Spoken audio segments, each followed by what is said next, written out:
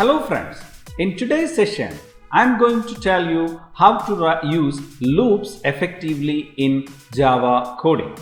We are going to learn the basics of loops, how to loop and what are the different loops available in Java. My name is Arun R.S. Chandran. Let's get into the coding.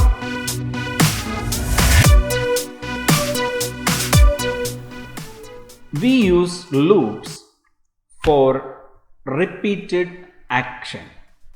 We want to execute one statement or a set of statements repeatedly, then we use loops. Say for example, we want to print this hello world 5 times. What we are going to do is we can easily do this, copy paste 5 times and then run it.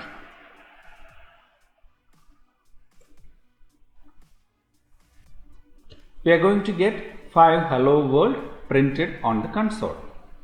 Think about this is thousands, this is 2000, then lakhs or crores of time you want to execute the same statement. In that case, you have to copy paste that much time? No. Here comes loops. Loops will help you to write once and run many times. Say for example, this particular loop which we have, this particular statements, these 5 statements can be consolidated like this: while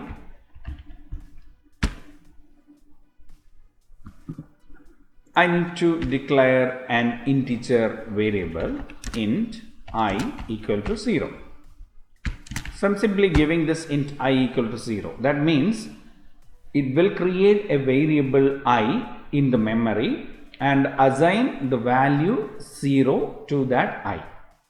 And now this is a while statement. I'm going to give while I less than 5.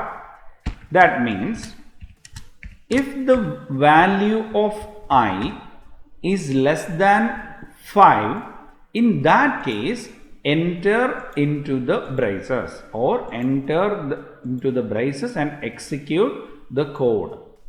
And after you finishes this, again go back here and check whether the i's value is still less than 5. So up to reaching up to the value 5 is assigned to I. Till that time the statement inside the while loop will be executing. So this is nothing but a while loop which I am writing. While loop has its syntax. It starts while and a round bracket. In between the round bracket we will add an expression. In the expression is nothing but a condition. If the condition is returning true, that means it's a boolean value, it returns true. In that case, execute the body part of while.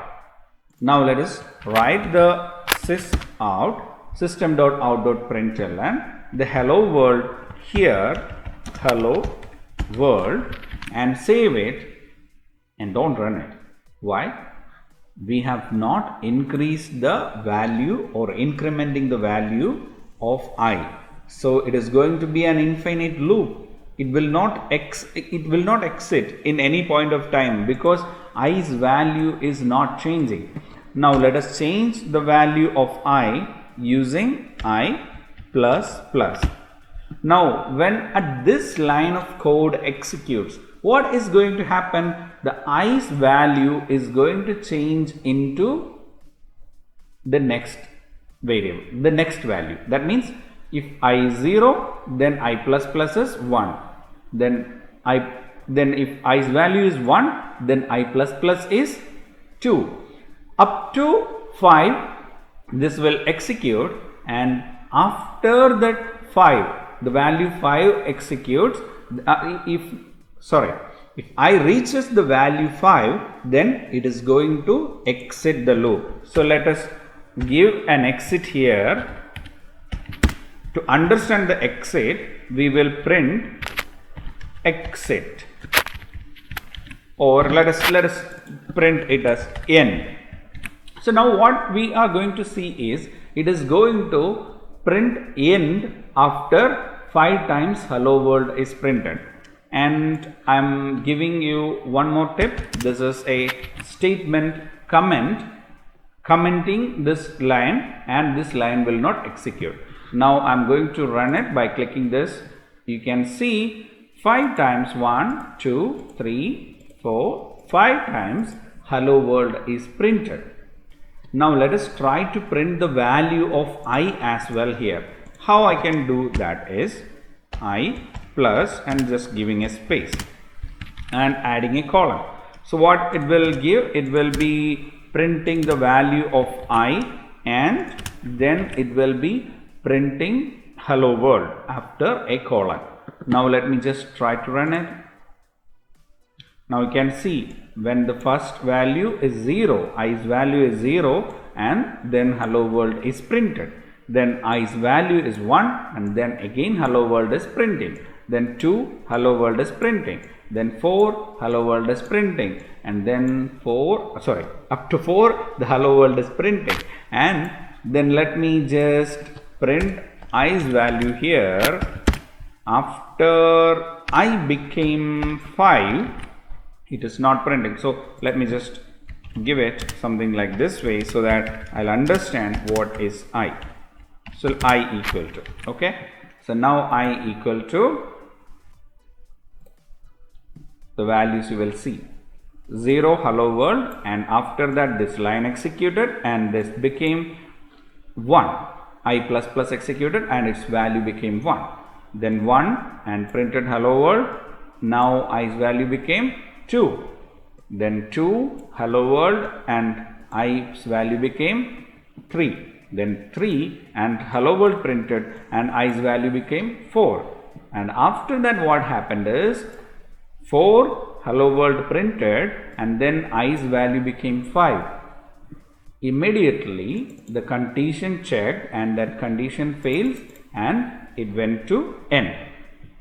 Okay, so this is a little bit difficult when we execute longer programs, longer coding programs. When we run, we have to understand this coding. It's a little difficult. So we have debugger in the IDE. So we will use the debugger to run. So to debug, we need to have a debugger point. Here I am adding the debugger point, that is a line break.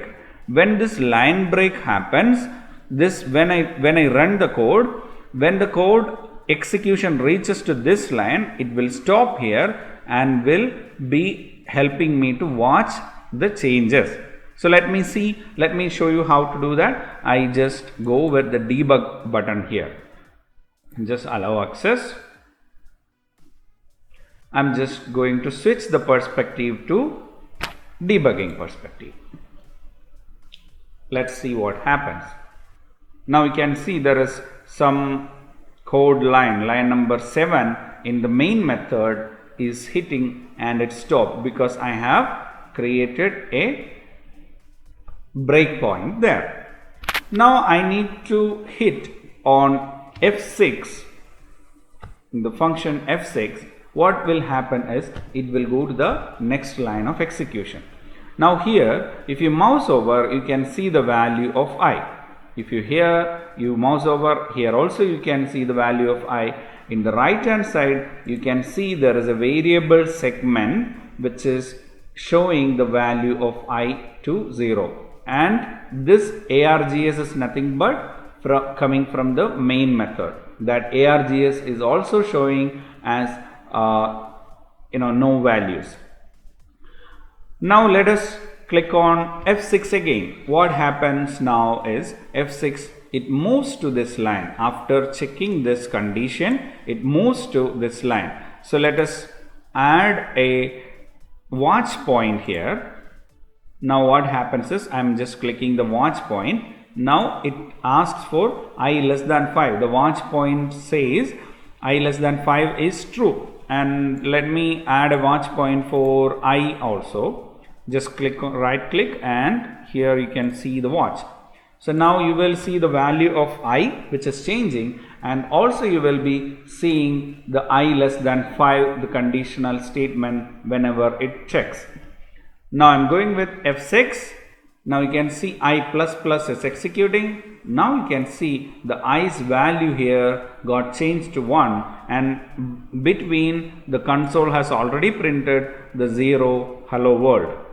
And now if I press F6 once again, what is going to happen? I equal to 1 is going to display on the console. Now again it went back to this position and checking I less than 5. If I continuously press this F6, it will start executing the next lines, and it will give you the watch points, and it will be a handy helpful tool in the STS or in the IDE like Eclipse to debug your code and to understand where is the bug. So let me just go ahead and just finish up the program. Now you can see the debugger has ended its life. It is completed now. In this session, I am stopping with the while loop, and in the next session, we are going to learn about for loop, do while loop and while loop, and the differences between each of these loops. Thank you for watching the videos and following our tutorials. Comment below what is your feedback about the tutorial, and if you have any challenges running your program, comment here. Whenever we get time, we will respond to you. And don't forget to subscribe the channel if you have not yet subscribed. Share the videos with your friends who want to learn Java. Thank you from Neonics Academy.